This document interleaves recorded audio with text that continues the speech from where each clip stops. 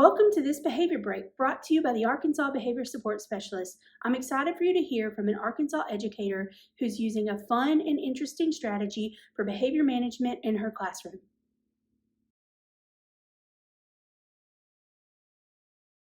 Okay, I'm Tracy Cox. I'm a ninth grade English teacher at Baldwin High School. The way it works is I pick a name at the beginning of each class period.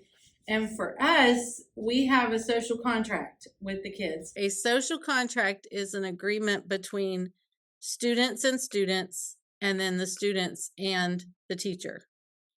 And it tells how we will treat each other and how we agree to behave in the classroom. And that includes me.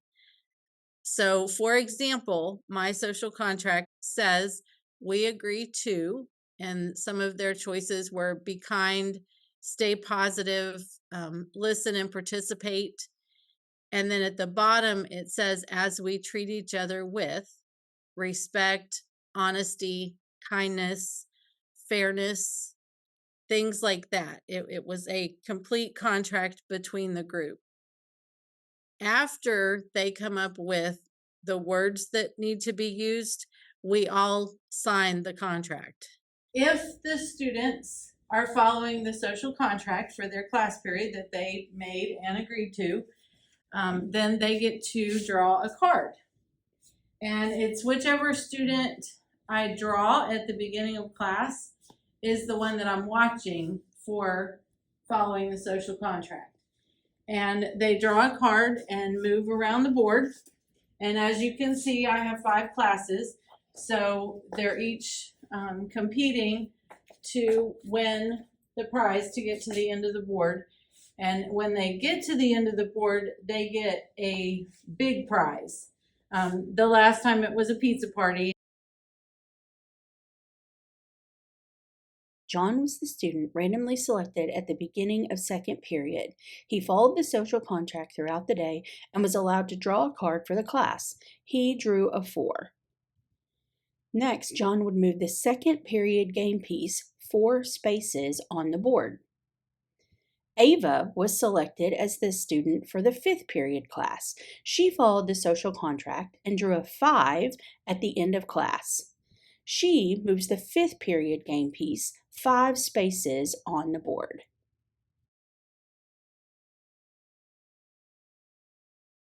At the end, on the very last day, whoever wins, we do football overtime rules on that last day.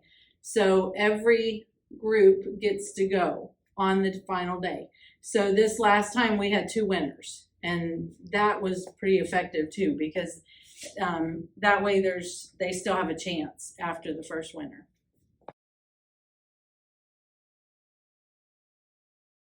And I also get rid of the skip cards. Oh, the skip cards, they get to trade places with, if they draw that card, normally they would get to trade places with anybody on the board, and they have to use it. So if they draw the skip card and they're in first place, they could conceivably have to switch to the second place spot. But on the very last day, I take that out. So that way they have to win with numbers on the last day. And we agreed on that as a class. It was actually the kids' idea.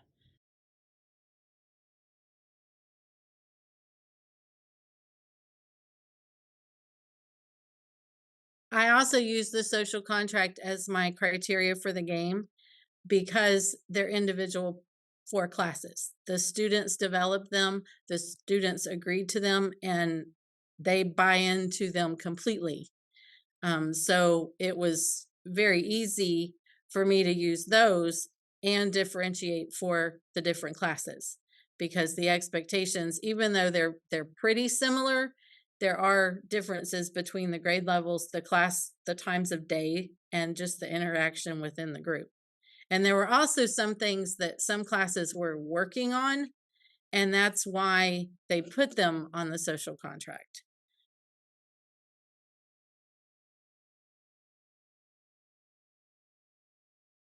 It kind of gave them incentive to pay attention to the social contract and to hold each other accountable. Even I drew one kid that usually sleeps in my class, and I don't tell them who I draw at the beginning. I do tell them at the end if they get the prize, that's the person who gets to pick the card, so they know. But on this particular day, I drew a kid that usually sleeps, and when I picked it up, I said, "Uh-oh, this is going to be a hard one." Well, the kids had a couple to choose from, and they kept those two, specifically that one, awake the whole class period, and he participated and did everything, and it was quite effective.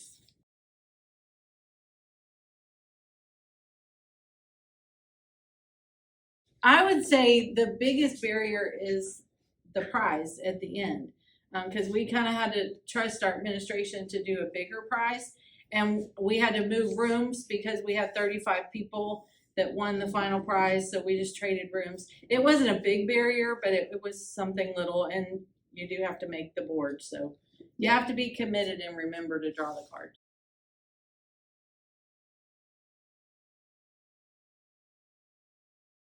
We get an incentive for something. Yeah, pizza party. Pizza party.